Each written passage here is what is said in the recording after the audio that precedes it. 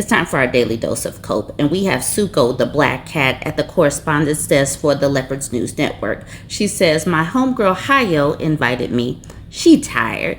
The leopards are out here eating way too many faces. They got the itis, so Suko is filling in."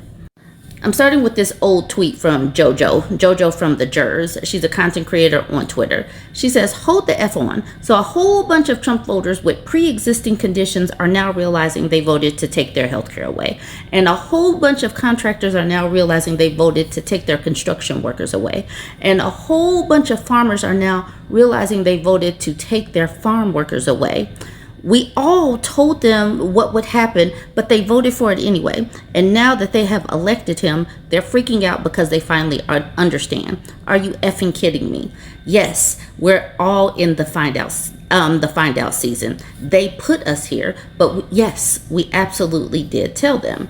My medication, it runs $20,000 a month without insurance. I make $800 a month. Oh, that will kill me. That would kill my friends. That would kill millions of people in this country if they lose their health care. We're in California's District 22, a rural community in the state's Central Valley. This district voted for Trump for the first time in 2024, but now his policies threaten one of the benefits people here rely on the most. It bothers me when people like Elon Musk say that people on those programs are the parasite class. It's just cruel. Do you know anyone personally who voted for President Trump but depends on benefits like Medicaid? Oh yeah. I know a lot of people. So we all know what came out of the House Republicans. They put out this one big beautiful bill that's sitting up here cutting Medicaid. They're cutting all these things for elderly, poor folks, kids, all that, because they just don't like people. They don't like the elderly, poor folks, kids, all of that. But they sent the bill, the one big beautiful bill, over to the Senate. And they're like, I think we can cut some more Medicaid. So they don't want just like 11 million people off. They want more people off. They want to make sure that more hospitals close and all that kind of stuff. So this is an article from The Hill saying Senate version of Trump agenda bill cuts more from Medicaid. GOP aides say it will go further to tighten Medicaid eligibility requirements and to restrict states from using healthcare provider taxes to draw down more federal Medicaid funding.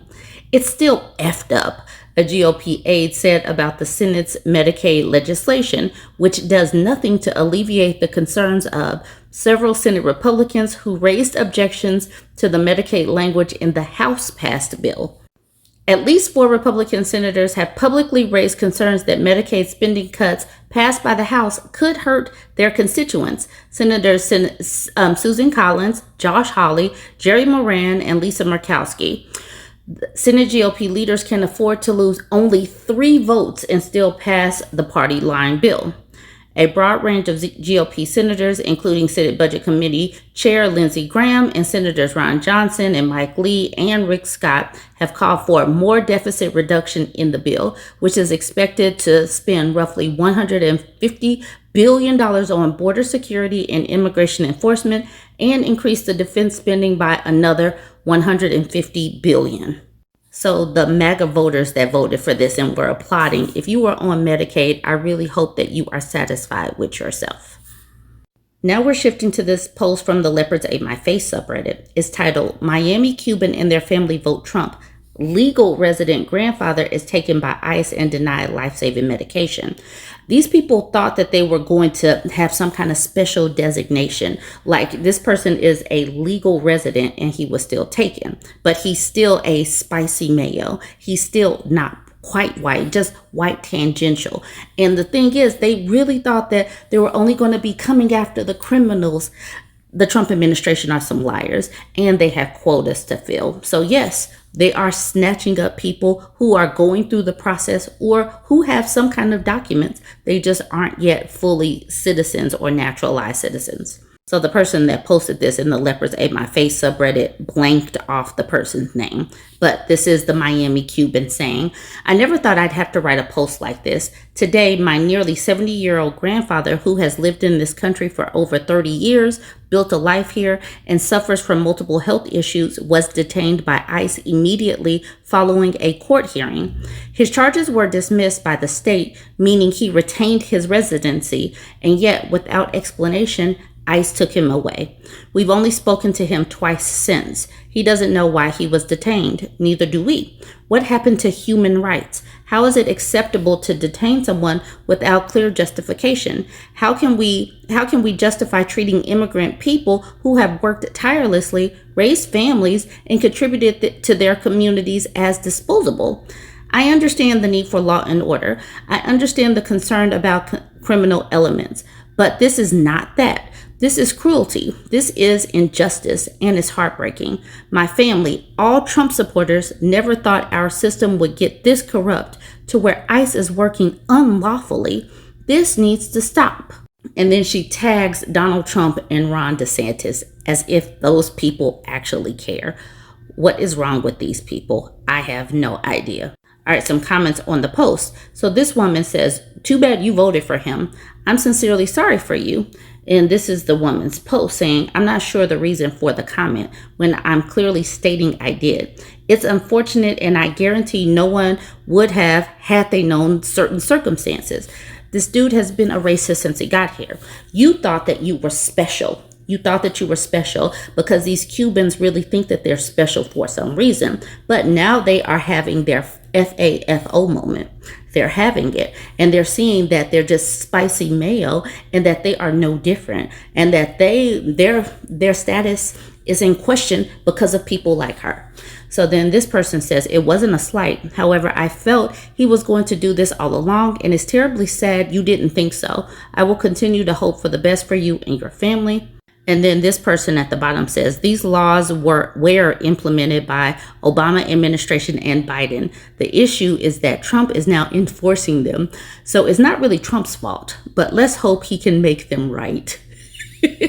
So this is Obama and Biden's fault. Keep in mind, when's the last time Obama has been in office? This is wild for them to still be blaming Obama. Thanks, Obama. She made another post saying, "I need someone's help, someone who can escalate this so we can be heard. I've tried it all. My grandfather was detained by ICE. He was not given the medications we sent with him and started having chest pain. He was taken to the hospital, which is why we had not heard from him.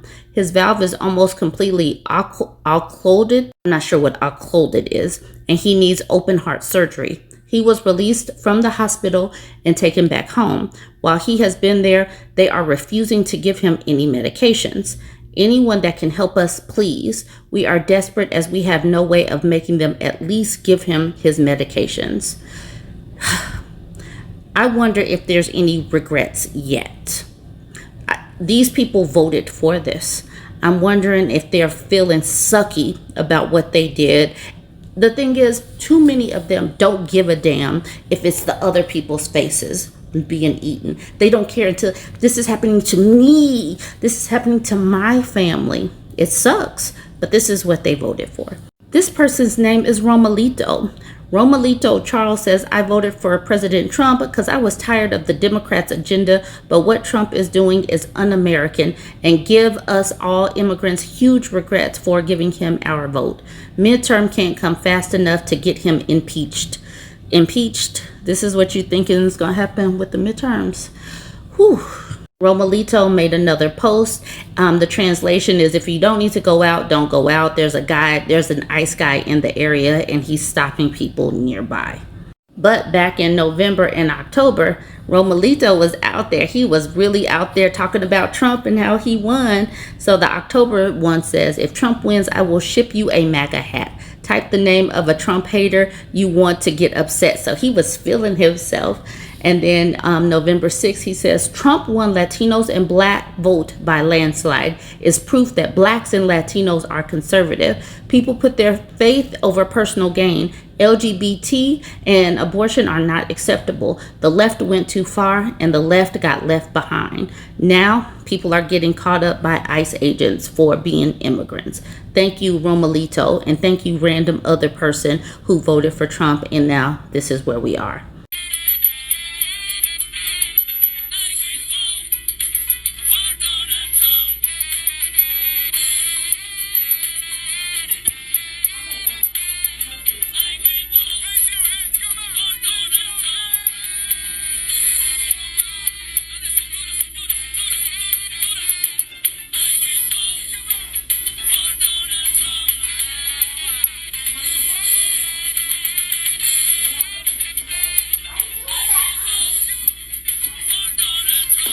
I'm gonna be in the video.